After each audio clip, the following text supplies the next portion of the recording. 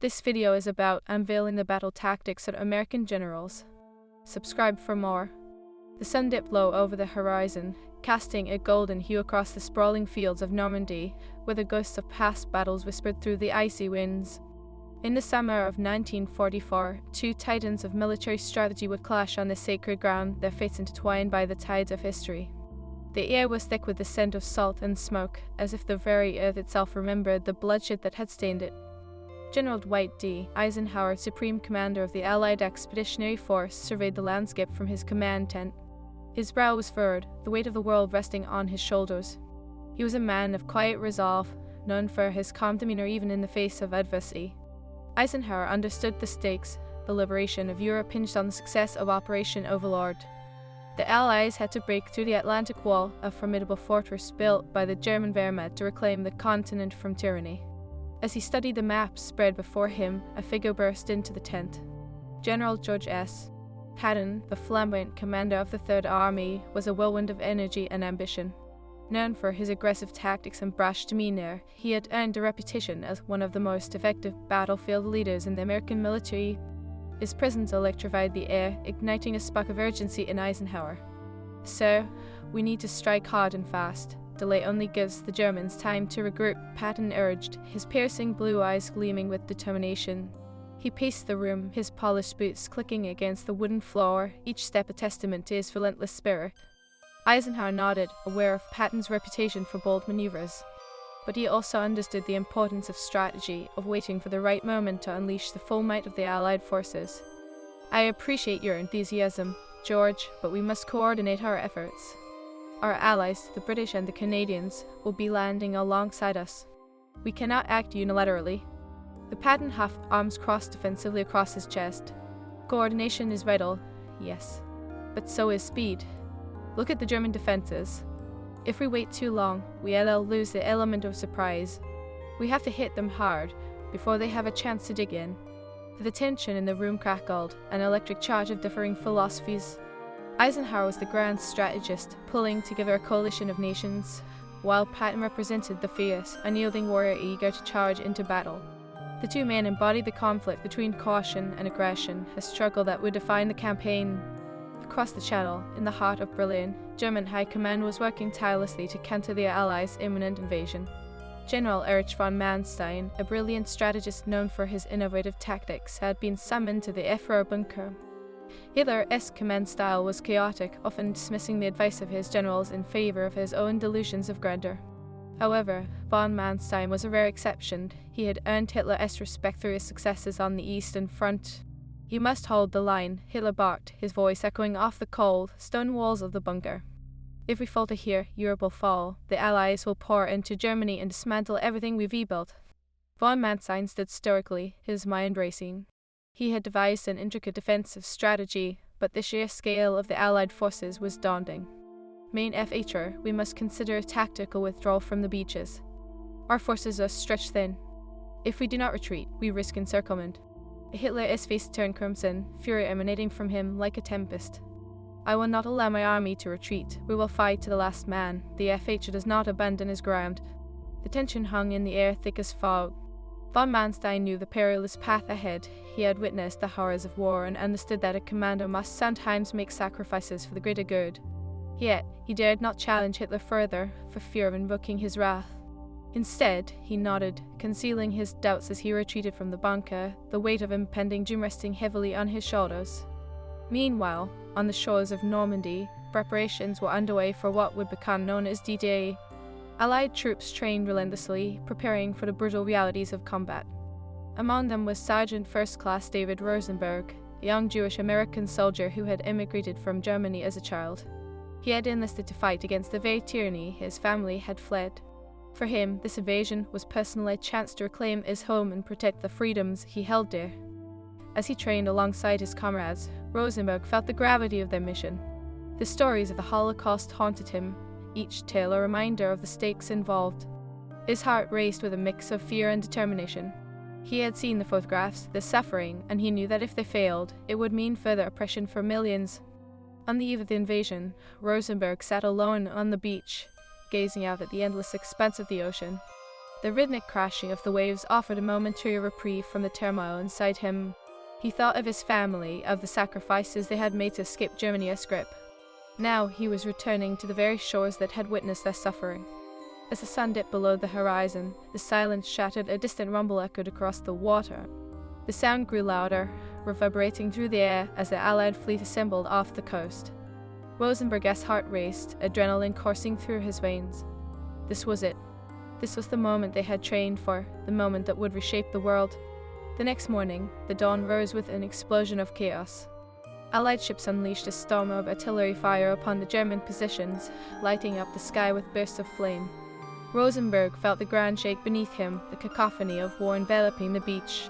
He could hear the cries of his fellow soldiers, the roar of engines, and the relentless pounding of the waves against the shore. "Move, move, move," shouted a sergeant, rallying the men for the charge. Rosenberg's heart pounded as he joined the rush, fear and valor intertwining within him. They charged forward, sprinting through the sand as bullets whizzed overhead, striking the earth around them like vengeful spirits. Amidst the chaos, Rosenberg spotted a German machine gun nest, its operators steadfast in their assault. He could see his fellow soldiers falling, one after another, the price of freedom weighing heavily in the air. He remembered his training and instinct kicked in. He had to act. "Cover me," he shouted to the nearest soldier, who nodded, barely able to hear over the din of battle. Rosenberg dashed toward the nest, adrenaline blinding him to fear. He reached for his rifle, steadying himself as he took aim, returning fire. The cacophony of war surged around him, but the world narrowed to focus on that singular target. He squeezed the trigger, the rifle bucking against his shoulder, and watched as the gunner fell. Encouraged, he pressed forward, seeking to dismantle the enemy's hold on the beach. As the tide of battle raged on, Eisenhower and Patton watched from their command posts, their hearts pounding in unison with the soldiers who fought below. The Allies were pushing forward, but at a harrowing cost. The grim reality of war loomed large, and the question remained, could they hold on to their hard-won victories, or would the tide of history turn against them? In Berlin, von Manstein paced anxiously, aware that the Allied forces were not to be underestimated. The Wehrmacht had to adapt, to unveil new tactics if they hoped to stem the tide of invasion. As he contemplated his next move, a sense of urgency enveloped him. The battlefield was shifting, and the future of Germany hung in the balance. As day turned to night, Rosenberg found himself entrenched in the bitter fight for Normandy, each moment a testament to his resolve. The battles would come and go, but this day would be etched in history forever. The conflict was far from over, and secrets lay buried in the chaos of war. What new tactics would emerge from the bloodied fields of Europe? What long-hidden strategies would shape the fate of nations? The relentless roar of gunfire and the cries of the wounded filled the air as the sun climbed higher in the sky. The beach was a hellscape, littered with the remnants of hope and courage. Sergeant David Rosenberg pressed forward, spurred on by the urgency of the moment. As he regained his footing after a brief stumble, he found himself next to a fellow soldier, Private Tom Jenkins, who was crouched low behind the remnants of a landing craft. Rosenberg. Jenkins shouted, panic evident in his voice. They were pushing back hard. Rosenberg's heart raced. "We need to take out that machine gun nest further down," he replied, pointing toward the gunfire that swept across the beach. "If we don't, well, I'll never get off this sand." The determination in his voice surprised even himself. He had already seen too much death, and the thought of losing this fight ignited a fire within him. "On your mark," Jenkins replied, gripping his rifle tightly. "Let us make it count." With a nod, Rosenberg steeled himself. He took a deep breath, then, with adrenaline coursing through him, charged forward once more. The world exploded in a cacophony of noise as bullets whizzed past him, but all he could focus on was the mission. He could feel the weight of history pressing down on him. This was more than just a fight. It was a desperate battle for freedom, a chance to reclaim dignity for the millions who had suffered under Nazi oppression. As they neared the enemy's position, an explosion erupted nearby, sending both men tumbling to the ground. Rosenberg's vision blurred momentarily, but he quickly regained his senses. "Get up, Jenkins. We need to keep moving." He pulled the private to his feet, and they pressed onward through the chaos. Meanwhile, General Eisenhower, observing from his command post, felt the weight of every decision resting heavily on his shoulders. The radio crackled with reports of casualties and the progress of the landing. Patton stood beside him, impatience radiating from his body. "We need to push harder, Ike. This is our chance to break through." Eisenhower's jaw clenched. Haddon's eagerness was a double-edged sword. The aggressive tactics could yield incredible results, but they could also lead to disaster.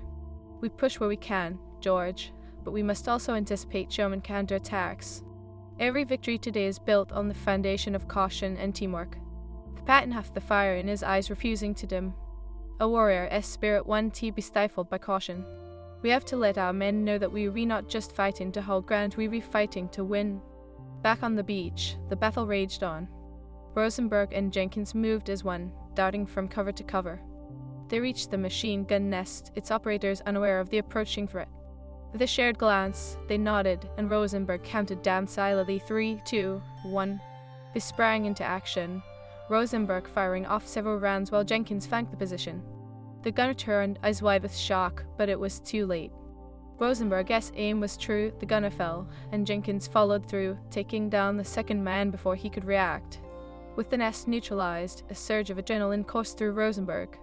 "Let us move up the beach," he shouted, leading the way. The sound of enemy fire echoed around them, but they pushed forward, determined to make a difference. However, as they advanced, they encountered fierce resistance. German infantry, emboldened by the chaos, began to regroup. Rosenberg could see a squad forming nearby, their rifles leveled, ready to defend their territory. He ducked behind a rock, heart pounding, knowing that a counterattack was imminent. "Jenkins, we need to set up a perimeter," Rosenberg yelled, adrenaline sharpening his focus. "If we don't hold this ground, everything we've fought for will be lost." Jenkins nodded, already moving to find a better vantage point. Rosenberg scanned the beach, his mind racing with the memories of his family as past the faces of loved ones who had dreamed of freedom now rested heavily on his heart.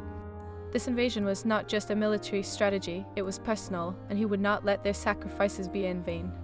As bullets flew and the air filled with the acrid smell of gunpowder, Rosenberg and Jenkins prepared for the inevitable confrontation.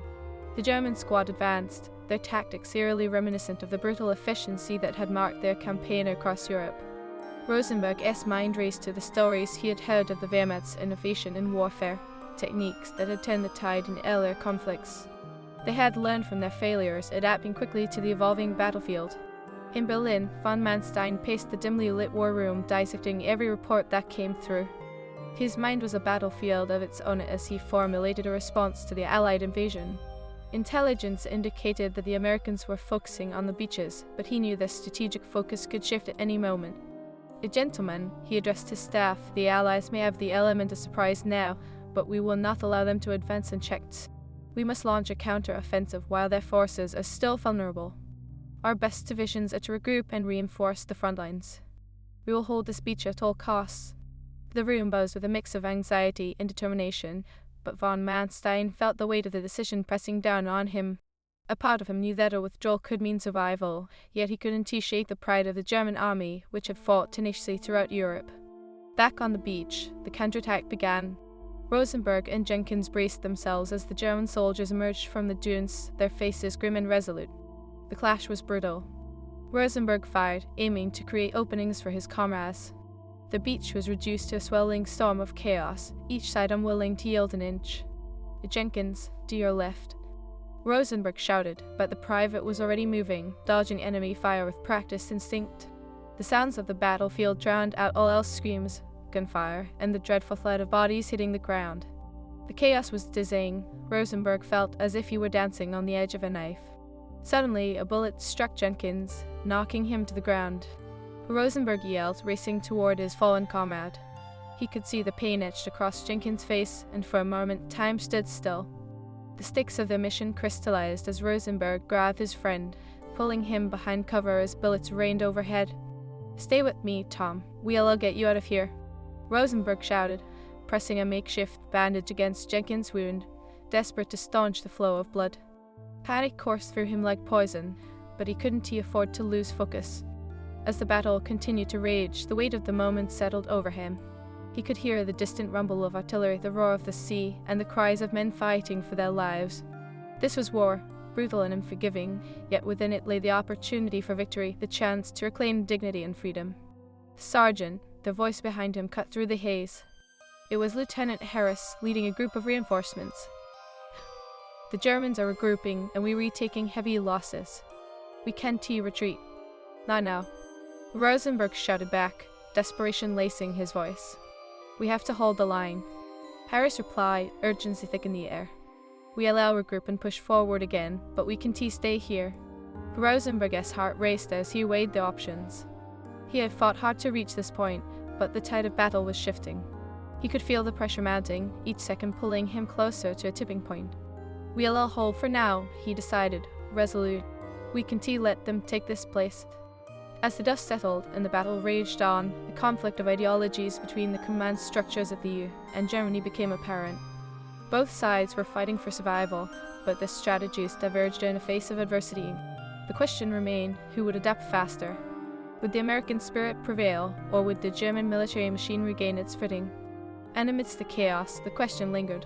What sacrifices would need to be made for victory in this war? The answer was as murky as the blood-soaked sands of Normandy, where countless lives were intertwined with the fate of nations. As night fell, the echoes of the day's battle still resonated on the beach, and Rosenberg understood that the fight was far from over. The bloodshed had only just begun, and with it, the dawn of new strategies would emerge from the ashes. What tactics would be unveiled in the coming days, and would they turn the tide for the Allies? The stakes were soaring, and the sands of history were shifting beneath their feet. The relentless chaos of war engulfed Normandy as the sun sank below the horizon, casting an eerie glow over the battlefield. Sergeant David Rosenberg crouched low, bloodied and battered, but undeterred.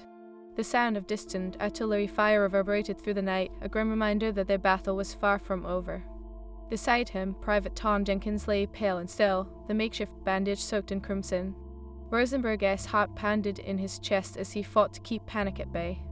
The weight of his friend's life pressed heavily upon him. "Stay with me, Tom," he urged, applying pressure to the wound.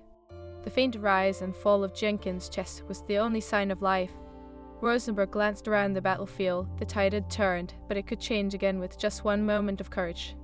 In the distance, the sound of gunfire intensified, drawing near. Rosenberg knew they were vulnerable, a target in the darkness. The night was alive with the ghosts of the fallen, their whispers urging him to fight, to carry on for those who could no longer stand. From the shadows, Lieutenant Harris emerged with a group of reinforcements. "Sergeant, we're regrouping. We need to fall back to the command post," he shouted, urgency etched across his face. Harris scanned the area, noting the devastation around them and the dwindling number of men who still stood. "We can leave Jenkins," Rosenberg protested, desperation fueling his words. "He needs medical help, and no man left behind." "Rosenberg, but we can stay here and become sitting ducks," Harris replied, his voice firm yet compassionate. "We'll get him the help he needs, but we need to reposition before they hit us again." Rosenberg hesitated, torn between loyalty to his friend and the harsh reality of war. He glanced down at Jenkins, whose eyelids fluttered as if struggling against the darkness creeping in. "All right," he relented, hoisting Jenkins' arm across his shoulders. Together, they maneuvered through the wreckage of the beach, the sounds of their comrades' struggles echoing around them. Each step felt agonizingly slow as Rosenberg battled against fear and exhaustion. The once vibrant shore was now a graveyard of dreams, but they had to keep moving, keep fighting. As they reached the command post, the atmosphere inside was tense.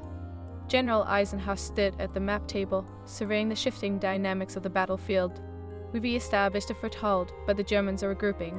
Reports indicate that they are preparing a counter-offensive," he proclaimed, his voice steady but laced with concern. Patton leaned closer, his eyes alight with the thrill of conflict. "We need to strike them before they can form a cohesive line. If we allow them to consolidate, we risk losing everything we've regained." Eisenhower met Patton's fervor with cautious pragmatism. "I understand your eagerness, George, but we must not underestimate their capabilities. The German counter-strategies have evolved. We must adapt to survive." Back on the beach, the tension between the two men was palpable, a microcosm of the struggle that had defined the conflict thus far. Each general represented a different philosophy, a different approach to warfare that had the potential to turn the tide of history. In the corner of the command post, Rosenberg laid Jenkins on a makeshift cot, watching as medics hurried to assess his injuries. "Stay with us, Tom," he whispered, gripping his friend's hand tightly. The medics worked quickly, their movements sharp and efficient, cutting through the chaos of emotion that threatened to consume him. "Sergeant, we need to mobilize our forces," Harris said, pulling Rosenberg's attention back to the map table. "The Germans will not wait for us to recover. We need to act now." Rosenberg nodded, fatigue creeping into his bones. he asked, his voice firm despite the turmoil waging within. Eisenhower's finger traced the coastline on the map, marking key positions. If we can disrupt their logistics, we can cripple their ability to retaliate. As the men discussed strategy, the tension in Rosenberg's chest eased slightly. This was a fight for freedom, a chance to reclaim what had been lost. He glanced back at Jenkins, whose breathing was now more steady, and felt a flicker of hope. As dawn broke, illuminating the beach in a harsh light, the Allies prepared to launch a counter-offensive. Soldiers moved with renewed purpose, their resolve forged in the fires of battle. Rosenberg slipped into the ranks, adrenaline coursing through him as he took his position near the front. "On my mark," shouted Lieutenant Harris, raising his hand.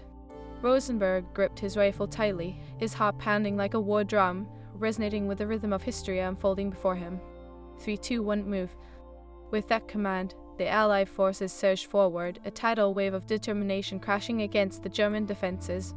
The roar of artillery echoed behind them, a deafening symphony of destruction. Rosenberg focused on the mission, pushing aside the fear of death that loomed. Bullets zipped overhead as they charged, the sand beneath their feet giving way to mud and debris. The landscape transformed into a chaotic tableau, but his training kicked in. He fired with precision, his aim true as he targeted the German positions, spotting the gunner who had terrorized them the night before. He steeled himself for the inevitable recoil of his weapon, and when he squeezed the trigger, the world around him narrowed. The gunner fell, and a surge of adrenaline coursed through Rosenberg. "Keep moving," he urged his fellow soldiers, rallying them as they advanced. The German defenses were determined, but the Allies pushed forward, a relentless wave of valor. As they breached the first line, Rosenberg heard shouts of triumph mingling with the cries of pain. Each victory came at a cost, but they pressed on, fueled by the momentum of hope. In Berlin, von Manstein stared at the map spread before him, frustration boiling beneath the surface. He had anticipated the Allies' moves, but underestimated their tenacity. His forces were stretched thin, and the unwavering advance of the Americans threatened to unravel the carefully laid plans of the Wehrmacht. "We need to respond decisively," he instructed his generals, determination etched into his features. "If we allow them to establish a foothold, we risk losing the entire front, reinforce the defensive lines at all costs. We cannot falter." As the orders were relayed, the atmosphere in the command bunker shifted from frustration to urgency. The battle for Normandy had become a desperate struggle for survival, and von Manstein understood that the actions taken in the coming hours could alter the course of the war forever. Back on the beach, the tide of battle raged. Rosenberg and his comrades fought with everything they had, but the German counterattack was swift and merciless. The air was thick with smoke and the acrid scent of gunpowder, wrapping around them like a shroud. As Rosenberg moved to cover a fallen comrade, he felt the ground beneath him tremble. An explosion nearby sent him sprawling, the world spinning as he fought to regain his bearings. "Rosenberg," a voice shouted, and he turned to see Jenkins, now bandaged, trying to rise. "Get down." Instinct kicked in as he dove to the side, narrowly avoiding another blast. "What are you doing here?" he yelled, adrenaline surging. "You need to stay back. I am not leaving my brothers behind, Sergeant," Jenkins shouted, determination glinting in his eyes. "We'll fight together." Rosenberg's heart swelled with pride, but the reality of their situation pressed down around them.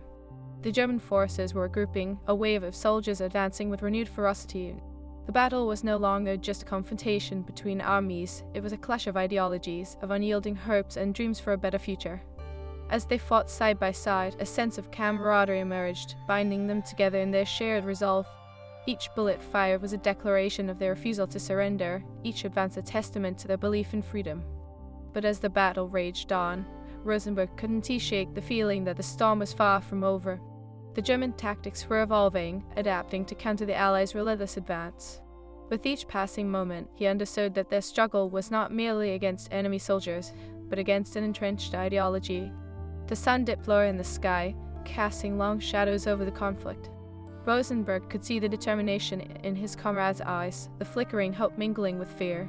The question loomed larger than ever: could they break through the German defenses, or would the tides of war shift against them? Fate of nations hung in the balance, and the battlefield whispered secrets of strategies yet to be revealed.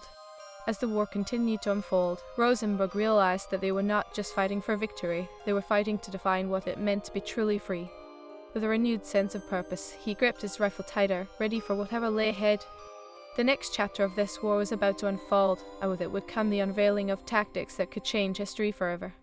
Would they rise to the occasion, or would darkness descend upon the hopes of millions? The answer awaited them in the depths of the battle. Rosenberg steadied himself, gripping his rifle as he crouched behind a wooded barricade. The roar of gunfire and the deafening thud of artillery punctuated the air, a relentless reminder of the battle raging around him. He could feel the adrenaline coursing through his veins, his focus sharpened by the urgency of the moment. He glanced at Jenkins, who was crouched next to him, eyes blazing with determination. "Tom, are you sure you're ready for this?" Rosenberg asked, noting the bandages still wrapped around Jenkins' torso. "I didn't come this far to sit back now," Jenkins replied defiantly, raising his rifle. "We've got to keep pushing, Sergeant. That machine gun nest up ahead is our ticket to breaking through." Rosenberg nodded, appreciating Jenkins' resolve more than ever. Together, they were part of something larger than themselves. This was a fight for freedom, for the memories of those lost in the horrors of war. As they prepared to move, the sounds of war intensified. The ground shook beneath them. The Germans were launching their counterattack. 1-3, 1-2-3. With that, they surged from their cover, sprinting toward the next line of defense. The beach transformed into a hellscape, bullets whizzing past like angry hornets. Rosenberg's heart raced as he focused on the machine gun nest that threatened their advance. The air was thick with the acrid scent of gunpowder, mingling with the salty tan of the ocean. Rosenberg could see the gunner, a shadowy figure entrenched in a nest, reloading his weapon. "Cover me," he shouted to Jenkins, his voice barely registering over the chaos. To Jenkins' reply, his voice fierce. Rosenberg dashed forward, heart pounding in his chest. He detrained for this moment, but nothing could prepare him for the weight of reality. He took a deep breath, steadied his hands, and aimed at the gunner. The world narrowed around him, the chaos fading into a singular focus. As he squeezed the trigger, he felt a surge of purpose. The gunner fell, and cheers erupted from his comrades. But the battle was far from over. From the corner of his eye, Rosenberg spotted a group of German soldiers advancing from the flanks. They were regrouping, tactical discipline evident in their ranks.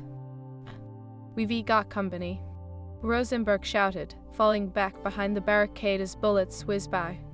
"On it," Jenkins yelled, firing off rounds to suppress their advance. The situation was deteriorating rapidly. The Germans had realigned their formations, and the Allies were in danger of being pinned down.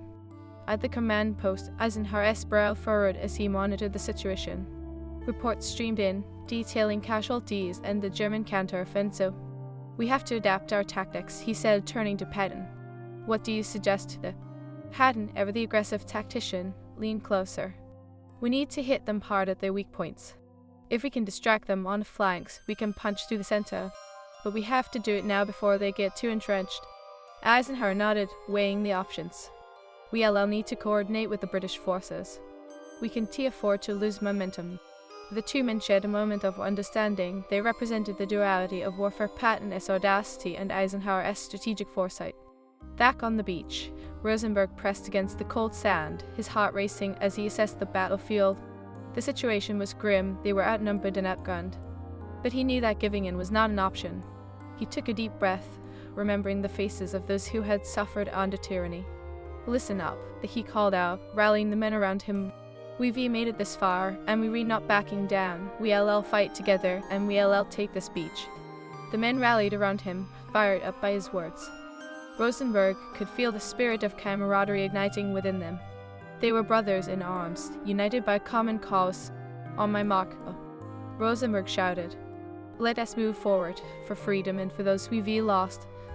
As they charged forward, the ground trembled beneath their feet. The roar of artillery echoed in the distance as Allied reinforcements poured onto the beach, a wave of hope amidst the despair. The scent of fear mingled with determination, and Rosenberg pressed on, leading the charge. In Berlin, von Manstein watched as reports of the fierce fighting reached him. He felt the weight of despair settling upon him like a shroud. "We cannot let the Americans gain any ground," he urged his generals. "We will make our stand." Tension crackled in the bunker as the generals nodded, their faces grim. They had seen the tides of war turn, and the stakes had never been higher. Fate of Europe hung in the balance, and the Wehrmacht had to respond with precision and ferocity. Back on the beach, the battle raged on. Rosenberg and his squad pushed into the fray, relentless in their pursuit of victory. They maneuvered through the wreckage, dodging bullets and returning fire with renewed vigor. Each movement was a dance with fate, and he could feel the pulse of history resonating around them. As they closed in on the German defenses, Rosenberg spotted Jenkins covering him from a nearby mound. Jenkins shouted, firing at a group of approaching Germans. The bond between them solidified in the heat of battle, their shared resolve making them an unstoppable force. But suddenly, a brutal volley of gunfire erupted, sending the ground shaking beneath them. Rosenberg ducked instinctively, but not before he heard a familiar cry. Jenkins, he shouted, turning to see his friend fall. The world spun as Rosenberg rushed to his side, panic gripping his heart. Jenkins lay on the ground, pain etched across his face. "Stay with me, buddy," Rosenberg pleaded, applying pressure to the wound. "I am still here, David," Jenkins gasped, his eyes flickering with determination. "You've got to finish this fight for all of us." Rosenberg's heart shattered at the sight of his friend, but he knew he couldn't let despair consume him. "I will, I promise." With tears blurring his vision, he took a deep breath, fueled by the fire of vengeance ignited within him. As he rejoined the battle, he fought with everything he had, driven by the memory of Jenkins and the countless others who had suffered. The cries of war faded into a singular purpose, a determination to reclaim freedom and dignity from the clutches of oppression. With each shot fired, Rosenberg felt the weight of history pressing down on him, but he also felt the promise of change. The tide was turning, the Allied forces were gaining ground, breaking through the German defenses with an unyielding spirit. "Push forward. Hold the line," Rosenberg shouted, rallying his comrades. The momentum shifted as the Allies surged ahead, and in that moment, he felt the power of unity. They fought not just for themselves, but for a vision of a world free from tyranny. In Berlin, von Manstein watched the reports with growing unease. The American advance was relentless, and the Wehrmacht was struggling to keep pace. "We must regroup and fortify our positions," he commanded, knowing that the next days would shape the future of not only Germany but of all Europe. As dawn broke over Normandy, the Allies stood victorious on the beach, panting and weary, but alive. The price paid had been steep, but they had carved a path toward liberation. Rosenberg held back tears as he looked around at his fellow soldiers, their faces etched with determination and camaraderie. In the distance, the sounds of war still echo, but for now, they had won a crucial battle. As he thought of Jenkins and the countless others who had fallen, Rosenberg felt a sense of resolve wash over him. They would honor their memories, and they would continue the fight for freedom in Europe. The lessons learned on these blood-soaked shores would echo through history. The brutal realities of war would not be forgotten. They would serve as a reminder of both the resilience of the human spirit and the need for unity in the face of oppression. As the sun rose higher in the sky, Rosenberg turned toward the horizon, ready to embrace the next chapter of the war. The strategies would evolve, the battles would continue, but the flames of hope burned bright. They had embarked on a journey not just for victory, but for a world where freedom could flourish and where the ghost of the past would be laid to rest. The fight was far from over, and together, they would rise to meet the challenges ahead.